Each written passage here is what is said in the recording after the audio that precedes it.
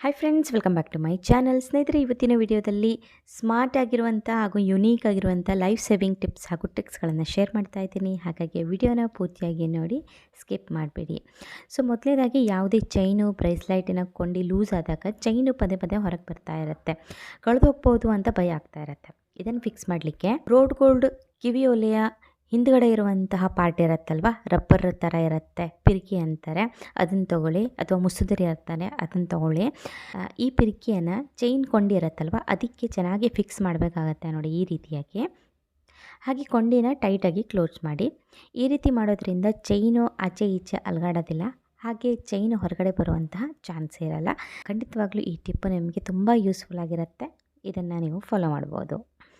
Next ಬಂದುಬಿಟ್ಟು ಸೋಪನ್ನು ಈ ರೀತಿಯಾಗಿ ತುರ್ಕೊಳ್ಳಿ. ನೋಡಿ, ತುರಿದಾಗ ಚಿಕ್ಕ ಚಿಕ್ಕ ಪೀಸ್ ಆಗುತ್ತೆ. ಇದನ್ನು ಒಂದು ಡಬ್ಬದಲ್ಲಿ ಹಾಕಿಬಿಟ್ಟು ನೀವು ಎಲ್ಲಾದರೂ ಹೊರಗಡೆ ಹೋಗುವಾಗ ತೆಗೆದುಕೊಂಡು ಹೋಗ್ಬೋದು. ಇದನ್ನು ಕೈ ತೊಳಿಲಿಕ್ಕೆ, ಮುಖ ತೊಳಿಲಿಕ್ಕೆ ಯೂಸ್ ಮಾಡ್ಬೋದು. ಅಥವಾ ಇದನ್ನು ಟಿಶ್ಯೂ ಪೇಪರಲ್ಲಿ ಹಾಕಿಬಿಟ್ಟು ಕೂಡ ನೀವು ತೊಗೊಂಡೋಗ್ಬೋದು. ಟಿಶ್ಯೂ ಪೇಪರ್ಗೆ ಹಾಕಿದಾಗ ಬೇಗನೆ ನೊರೆ ಬರುತ್ತೆ, ಬೇಗ ಇದನ್ನು ನೀವು ಯೂಸ್ ಮಾಡ್ಬೋದು. ಆಲೂಗಡ್ಡೆಯನ್ನು ಬೇಯಿಸಿರುವಂತಹ ನೀರಿರುತ್ತಲ್ವ, ಅದನ್ನು ನೀವೇನು ಮಾಡ್ತೀರಾ, ಚೆಲ್ಲಬೇಡಿ. ಇದರಿಂದ ಒಂದೊಳ್ಳೆಯ ಟ್ರಿಕ್ಕನ್ನು ಹೇಳ್ತಾ ಇದ್ದೀನಿ. ಅದರಲ್ಲಿ ಸ್ವಲ್ಪ ಬೇಕಿಂಗ್ ಪೌಡರನ್ನು ಹಾಕ್ಕೊಳ್ಳಿ. ಬೇಕಿಂಗ್ ಪೌಡರು ನೀವು ಕೇಕೆಲ್ಲ ಮಾಡಬೇಕಾದ್ರೆ ಯೂಸ್ ಮಾಡ್ತಿರಲ್ವ, ಬೇಕಿಂಗಲ್ಲಿ ಇದನ್ನು ಯೂಸ್ ಮಾಡ್ತಾರೆ. ಸೊ ಅದನ್ನು ಅರ್ಧ ಚಮಚದಷ್ಟು ತೆಗೆದುಕೊಳ್ಳಿ.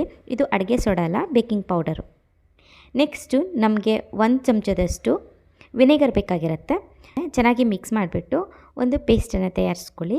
ಈ ಮಿಶ್ರಣದಿಂದ ನಿಮ್ಮ ಬೆಳ್ಳಿಯ ಸಾಮಾನುಗಳನ್ನು, ಬೆಳ್ಳಿಯ ಕಾಲುಂಗುರ, ಬೆಳ್ಳಿಯ ಗೆಜ್ಜೆ, ಹಾಗೆ ಮಂಕಾಗಿರುವಂಥ ಬೆಳ್ಳಿಯ ಪಾತ್ರೆಗಳನ್ನು, ಬಟ್ಟಲುಗಳನ್ನು ಚೆನ್ನಾಗಿ ಕ್ಲೀನ್ ಮಾಡಿ ಹೊಸದಾಗಿ ಮಾಡಲಿಕ್ಕೆ, ಹೊಳಪು ತರಲಿಕ್ಕೆ ಬಳಸ್ಕೊಳ್ಬೋದು. ನೀವಿಲ್ಲಿ ನೋಡ್ಬೋದು, ನಾನು ಕಾಲ್ಗೆಜ್ಜೆಯನ್ನು ಉಜ್ಜಿ ನಿಮಗೆ ತೋರಿಸ್ತಾ ಇದ್ದೀನಿ.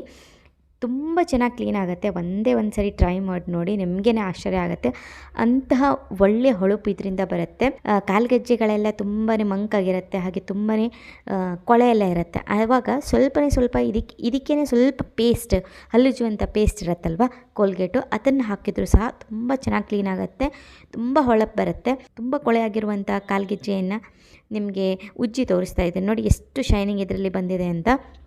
ಖಂಡಿತವಾಗ್ಲೂ ಇದನ್ನು ಒಮ್ಮೆ ನೀವು ಟ್ರೈ ಮಾಡಲೇಬೇಕು. ಸುಮ್ಮನೆ ಇದನ್ನೆಲ್ಲ ನೀವು ಬಿಸಾಡ್ತೀರಾ, ಸಿಂಕಿಗೆ ಹಾಕ್ತೀರಾ. ರೀಯೂಸ್ ಮಾಡಿಕೊಂಡು ನೀವು ನಿಮ್ಮ ಬೆಳ್ಳಿಯ ಪಾತ್ರೆಗಳನ್ನು, ಬೆಳ್ಳಿಯ ಲೋಟಗಳನ್ನು, ಹಾಗೆ ಬೆಳ್ಳಿಯ ಯಾವುದೇ ಐಟಮ್ಗಳನ್ನು ಕ್ಲೀನ್ ಮಾಡಲಿಕ್ಕೆ, ಹೊಸದಾಗಿ ಮಾಡಲಿಕ್ಕೆ ಬಳಕೆ ಮಾಡಿಕೊಳ್ಳಿ. ಇನ್ನು ಬೇಯಿಸಿರುವಂತಹ ಆಲೂಗಡ್ಡೆಯ ಸಿಪ್ಪೆ ಇರುತ್ತಲ್ವ, ಅದನ್ನು ನಾರ್ಮಲಿ ನಾವು ಬಿಸಾಡ್ತೇವೆ.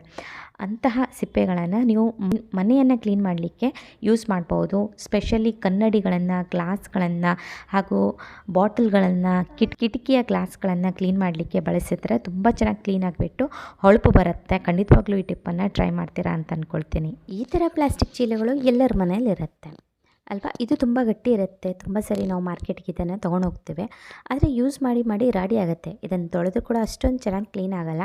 ಮತ್ತು ಇದನ್ನು ಮಾರ್ಕೆಟ್ಗೆ ತೊಗೊಂಡು ಹೋಗ್ಲಿಕ್ಕೂ ಕೂಡ ಒಂಥರ ಅನಿಸುತ್ತೆ. ನೋಡೋಕ್ಕೆ ಚೆನ್ನಾಗಿರುವಂತಹ ಚೀಲದ ಒಳಗಡೆ ಈ ರೀತಿಯ ಪ್ಲಾಸ್ಟಿಕ್ ಚೀಲವನ್ನು ಹಾಕಿಬಿಟ್ಟು ನೀವು ಕ್ಯಾರಿ ಮಾಡ್ಬೋದು. ಹಾಗೆ ಈ ಪ್ಲಾಸ್ಟಿಕ್ ಚೀಲಗಳು ತುಂಬ ಗಟ್ಟಿ ಇರುತ್ತೆ, ಅದನ್ನು ನಾವು ಎಸಿಲಿಕ್ಕೂ ಬೇಡ, ಇಟ್ಕೊಳ್ಳಿಕ್ಕೆ ಬೇಡ. ಅಂಥ ಸಂದರ್ಭದಲ್ಲಿ ಈ ಟಿಪ್ಪನ್ನು ನೀವು ಫಾಲೋ ಮಾಡ್ಬೋದು. ಇಂತಹ ಟಿಪ್ಸ್ಗಳಿಗಾಗಿ ಚಾನಲ್ನ ಸಬ್ಸ್ಕ್ರೈಬ್ ಮಾಡಿ, ವಿಡಿಯೋ ಇಷ್ಟ ಆದರೆ ಲೈಕ್ ಮಾಡಿ. ಇವತ್ತಿನ ವಿಡಿಯೋ ಇಷ್ಟ ಆದರೆ ನೀವು ಶೇರ್ ಕೂಡ ಮಾಡ್ಬೋದು. ಸಿಗೋಣ ನಾವು ಮುಂದಿನ ವಿಡಿಯೋದಲ್ಲಿ. Thank you.